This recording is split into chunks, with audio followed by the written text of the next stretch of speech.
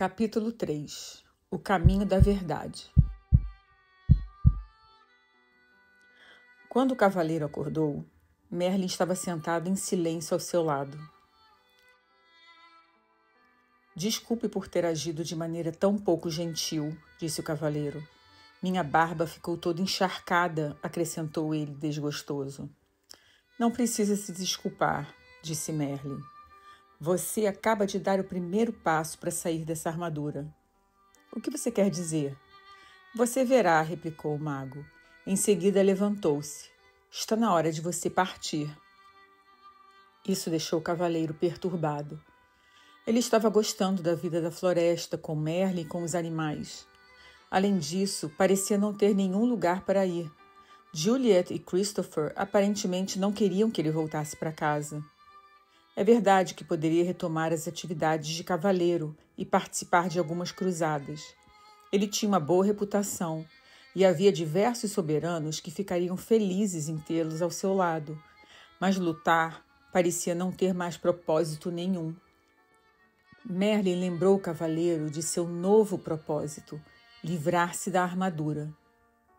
Por que me importar? Perguntou o cavaleiro morosamente. Para Juliet e Christopher não faz diferença se eu retirar ou não essa armadura. Pense em você mesmo, sugeriu Merlin. Ter ficado preso em todo esse aço lhe causou um monte de problemas, e essa situação só irá piorar com o tempo. Você pode até vir a morrer de algo como uma pneumonia decorrente de uma barba encharcada. Acho que minha armadura se tornou sim um estorvo, replicou o cavaleiro. Estou cansado de arrastá-la de um lado para o outro e não aguento mais comer purê de comida. E pensando bem, não consigo nem coçar minhas costas quando tenho vontade. E quanto tempo faz que você sentiu pela última vez o calor de um beijo, a fragrância de uma flor, ou ouvir o som de uma melodia bonita, sem que a armadura se interpusesse no caminho? Nem me lembro, resmungou o cavaleiro triste. Você está certo, Merlin. Tenho que retirar essa armadura para mim mesmo. Você não pode continuar a viver e a pensar como fazia no passado, continuou Merlin. Essa é a principal razão por que você ficou encarcerado nessa prisão de aço. Mas como conseguirei mudar tudo isso? Perguntou o cavaleiro inquieto. Não é tão difícil como pode parecer, explicou Merlin, conduzindo o cavaleiro até uma trilha. Este foi o caminho que você percorreu para chegar a esta floresta. Não percorri nenhum caminho, disse o cavaleiro. Estive perdido durante meses. É comum as pessoas não terem consciência do caminho que estão seguindo, replicou Merlin. Você quer dizer que esse caminho estava aqui, mas eu não conseguia vê-lo? Sim, e você pode voltar por ele, se quiser, mas ele conduz à desonestidade, ganância, ódio, ciúme, medo e ignorância. Você está dizendo que eu sou todas essas coisas? Perguntou o cavaleiro indignado. Às vezes você é alguma delas, admitiu Merlin. O mago então apontou para outra trilha. Essa era mais estreita que a primeira e bastante íngreme. Parece uma subida árdua, observou o cavaleiro. Merlin concordou com a cabeça. Esse, disse ele, é o caminho da verdade. Ele torna-se mais íngreme à medida que se aproxima do cume de uma montanha que fica lá longe. O cavaleiro olhou para aquela trilha escarpada sem entusiasmo. Não sei se vale a pena. O que vou ganhar quando atingir o topo? Trata-se do que você vai perder, explicou Merlin. A armadura. O cavaleiro ponderou sobre isso. Se retornasse pelo caminho que tinha percorrido antes, não havia esperança de remover a armadura e ele provavelmente morreria de solidão e fadiga. Parecia que a única maneira de se livrar da armadura era mesmo pelo caminho da verdade. Mas assim ele poderia morrer tentando escalar aquela encosta tão íngreme. O cavaleiro olhou para o difícil caminho à frente. Depois olhou para o aço que cobria o seu corpo. Está bem, disse ele resignado. Tentarei o caminho da verdade. Merlin assentiu. A decisão de seguir por uma trilha desconhecida, com essa armadura pesada travancando seu caminho, requer muita coragem, destacou Merlin. O cavaleiro sabia que era melhor começar imediatamente, ou corria o risco de mudar de ideia. Vou pegar o meu fiel cavalo, disse ele. Ah, não, falou Merlin balançando a cabeça. Há trechos no caminho que são estreitos demais para um cavalo passar. Você terá de ir a pé. Perplexo, o cavaleiro se estatelou sobre uma pedra. Acho que prefiro morrer com a barba encharcada, disse ele com sua coragem esvanecendo-se rapidamente. Você não viajará sozinho, explicou Merlin. Esquilo o acompanhará. O que você espera que eu faça? Que monte nas costas do esquilo? Perguntou o cavaleiro, temeroso só de pensar em fazer aquela árdua viagem com um animal de fala esperta. Talvez você não possa montar em mim, disse Esquilo, mas vai precisar de mim para ajudá-lo a comer. Quem mais vai mastigar nozes para você e empurrá-las através da viseira? Rebeca, que ouvira a conversa de uma árvore próxima, sobrevoou o cavaleiro e pousou no seu ombro. Também vou com você. Já estive no topo da montanha e sei o caminho, disse ela. A disposição dos dois animais em ajudar conferiu ao cavaleiro a coragem de que ele necessitava. Bem, não é que isso é incrível, ele disse a si mesmo. Um dos cavaleiros de elite do reino, precisando ser encorajado por um esquilo e um pássaro. Ele fez um esforço para ficar de pé, sinalizando a Merlin que estava pronto para começar sua viagem. Enquanto caminhavam em direção à trilha, o mago pegou uma magnífica chave dourada que estava em seu pescoço e entregou ao cavalheiro. Essa chave abrirá as portas dos 3 castelos que bloquearão seu caminho. Eu sei, gritou o cavaleiro impulsivamente. Haverá uma princesa em cada castelo, e eu matarei o dragão que a mantém cativa e a salvarei. Basta, interrompeu Merlin. Não haverá princesas em nenhum desses castelos. Mesmo se houvesse, você agora não tem a menor condição de resgatar quem quer que seja.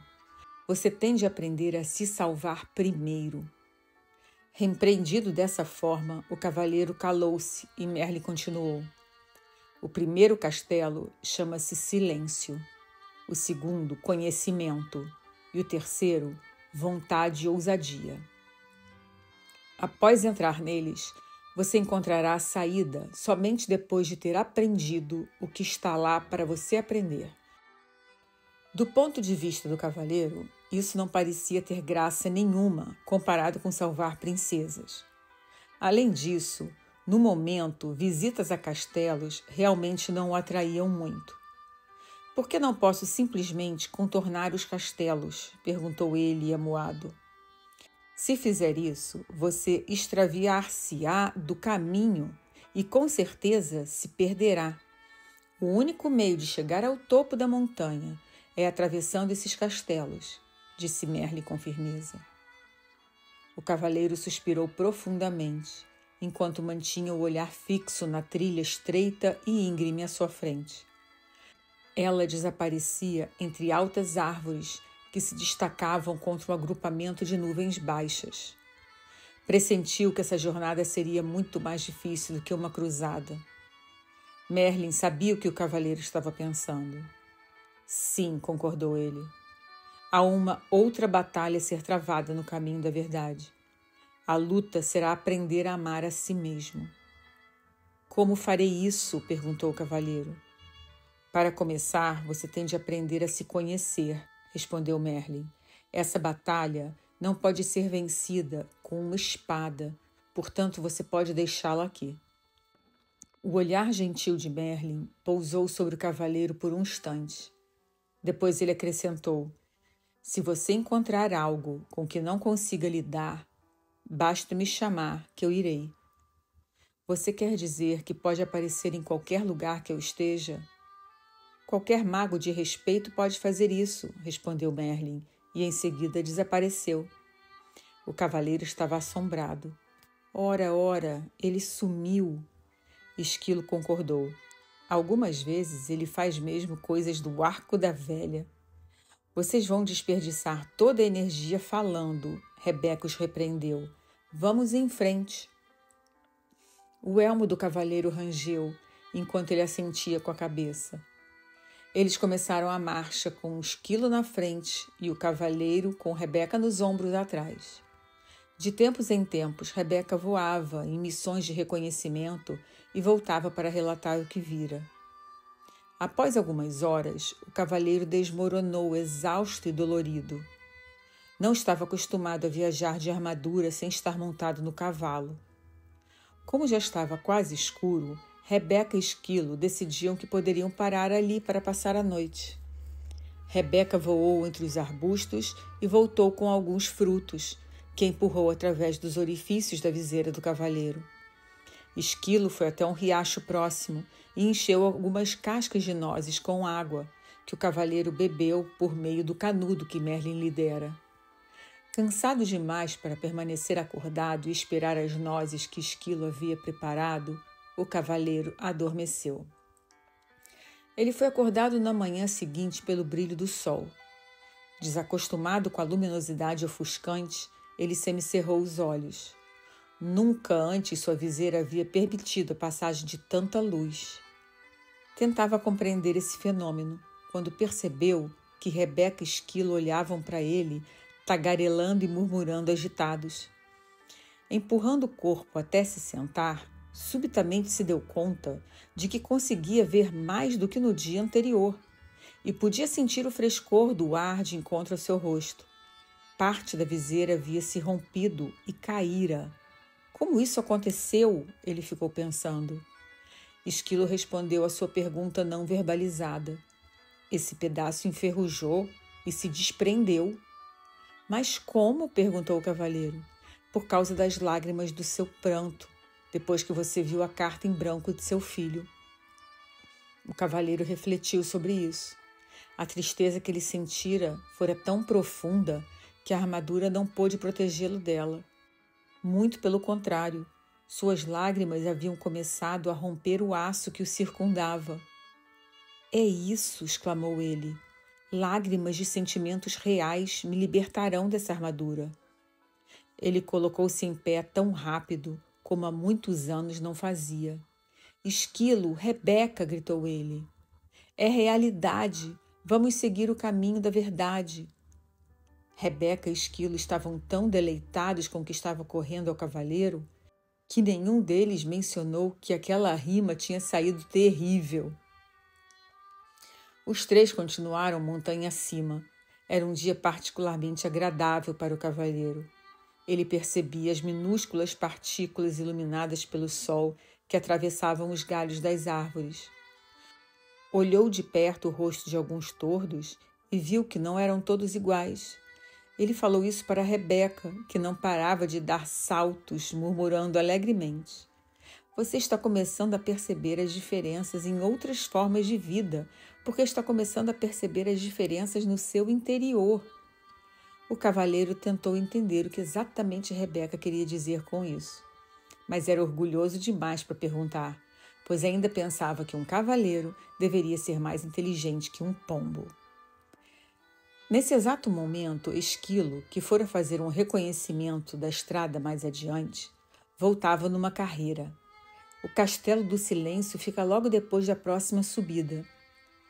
Excitado com a perspectiva de ver o castelo, o cavaleiro seguiu ainda mais rápido. Quando alcançou o alto da colina, já estava quase sem ar. Era verdade, um castelo emergia à frente, bloqueando rapidamente o caminho. O cavaleiro confessou a Esquilo e a Rebeca que estava desapontado. Esperava uma extravagante estrutura. Em vez disso, o Castelo do Silêncio parecia com qualquer outro castelo da região. Rebeca riu e disse: quando você aprender a aceitar em vez de ter expectativas, seus desapontamentos serão menores. O cavaleiro acenou com a cabeça, sinalizando que concordava com a sabedoria contida naquelas palavras. Passei a maior parte da minha vida sofrendo desapontamentos. Lembro-me de ter deitado no berço pensando que era o bebê mais bonito do mundo. Então, minha governanta olhou para mim e disse que eu tinha o rosto que somente uma mãe poderia amar. Acabei desapontado comigo por ser feio ao invés de bonito e desapontado com a governanta por ela ser tão rude. Se você tivesse aceitado de verdade que era bonito, o que ela disse não tinha tido importância. Você não teria ficado desapontado, explicou o esquilo. Isso fazia sentido para o cavaleiro. Estou começando a achar que os animais são mais inteligentes que os homens. O fato de poder dizer isso faz de você um ser tão inteligente quanto nós, replicou o esquilo. Não acho que isso tenha a ver com ser inteligente, disse Rebeca. Os animais aceitam, os seres humanos têm expectativas. Você nunca ouvirá um coelho dizer: espero que o sol apareça de manhã para eu poder ir até o lago brincar. Se o sol não aparecer, isso não estragará o dia do coelho. Ele simplesmente é feliz sendo um coelho. O cavaleiro refletiu sobre isso. Ele não conseguia se lembrar de muitas pessoas que eram felizes simplesmente sendo pessoas. Logo chegaram à porta de um imenso castelo. O cavaleiro tirou a chave dourada do pescoço e encaixou-a na fechadura. Enquanto abria a porta, Rebeca sussurrou: nós não vamos entrar com você. O cavaleiro, que estava aprendendo a amar e a confiar nos dois animais, ficou desapontado porque eles não iriam acompanhá-lo. Ele quase mencionou isso, mas se conteve a tempo. Novamente estava tendo expectativas. Os animais sabiam que o cavaleiro hesitava em entrar no castelo. Podemos levá-lo até a porta, disse Esquilo, mas você tem de entrar sozinho. Quando Rebeca saiu voando, ela bradou para incentivá-lo. Nós o encontraremos do outro lado.